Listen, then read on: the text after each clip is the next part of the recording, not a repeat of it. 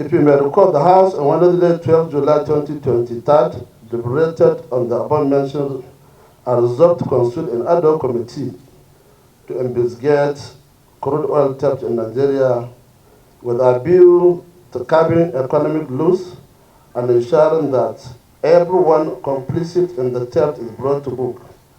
Consequently, the ad hoc committee was constituted by the House on Wednesday, 27 July 2023.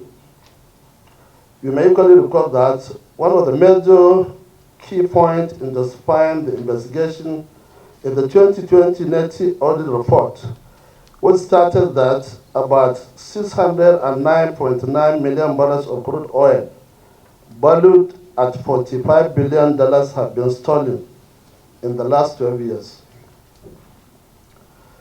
In the motion, the House also expressed concern that security agencies and the other stakeholders are largely responsible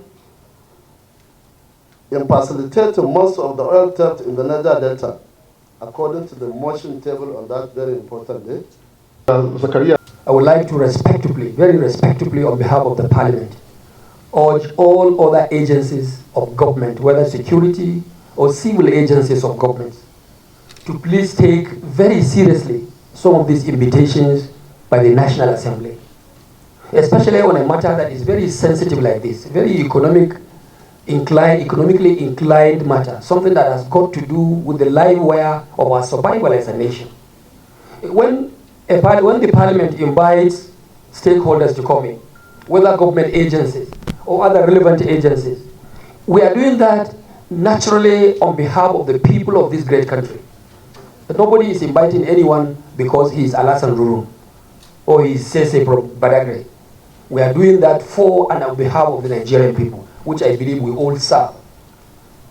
It is therefore on this note, on behalf of the leadership of the committee, that I want to put it straight, that heads of agencies of government, especially on matters that are very sensitive, not only to the Parliament, but to the people of the country, our economy, the live wire of the economy, which all of us rely upon, that we will expect chief executives and the most senior government officials that head those agencies to please to oblige.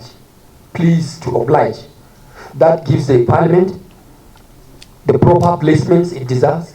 It also gives the people under a democratic system like this the proper placement they deserve, so that we will not jump into a problem where sometimes you may need to have some information, very critical information, but at the end that may not be tenable because the chief executive or the most senior person that is supposed to stand in for his organization or agency is unfortunately not in attendance.